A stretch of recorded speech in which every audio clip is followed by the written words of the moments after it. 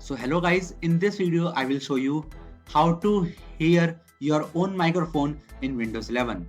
So first of all, open Windows Settings app with the help of the shortcut which is Windows key plus I button. Now select the system and select sound. Now scroll down and select this option right here called more sound settings.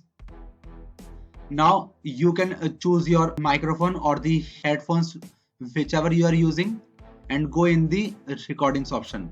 Now you can see my microphone here. Now just select this and select this properties option right here.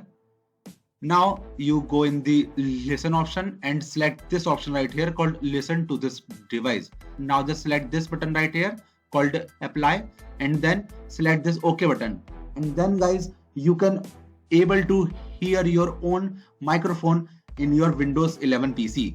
So that's how you guys do it, and that's it for the video guys. If you find this video helpful, then make sure to share it with your friends and also subscribe to our channel for more such videos.